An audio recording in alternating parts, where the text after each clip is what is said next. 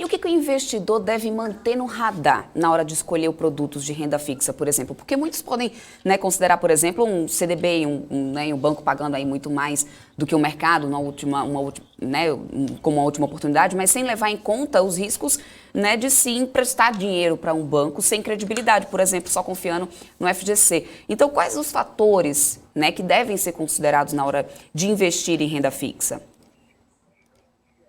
Bom, o principal fator que a gente considera, né, na hora de investir é a diversificação.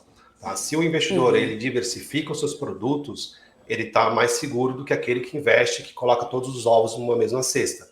Tá? Então, assim, como você disse, às vezes o investidor ele não se preocupa em colocar o investimento ali num banco ruim, num banco com um rating ruim. E aí, às vezes, o banco pode quebrar e ele fica contando ali com a FGC.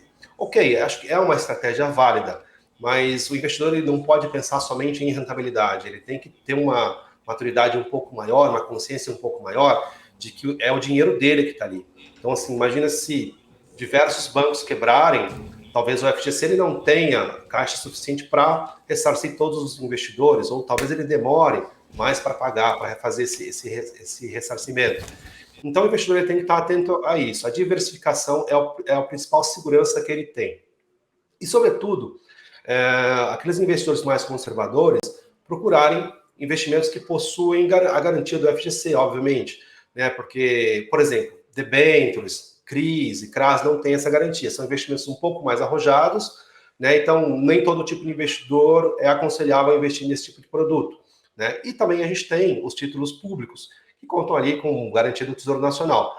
Por mais que o país esteja enfrentando uma pandemia, esteja tendo dificuldades, uma série de questões, o governo ele vai ter dinheiro para pagar. Se ele não tiver dinheiro hoje para pagar os investidores, ele cria novos produtos, novos títulos do Tesouro, ele rola a dívida, né, ele faz novas emissões.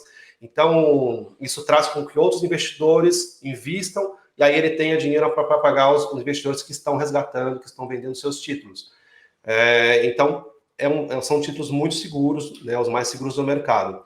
Então, se o investidor ele tiver em mente a diversificação, obviamente, pensando, né, na rentabilidade, e um outro ponto que eu acho interessante é colocar objetivos, estabelecer objetivos. Então, por exemplo, eu quero fazer uma viagem para daqui 2 anos, vou me casar daqui 5 anos, vou comprar uma casa 10 anos.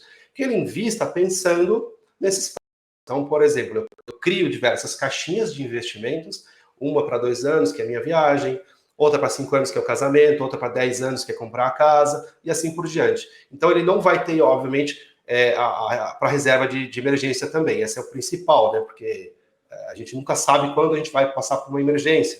Então, é sempre importante que o investidor ele tenha em mente separar esses investimentos em caixinhas. Fazendo isso, o investidor ele vai estar um pouco mais seguro, né?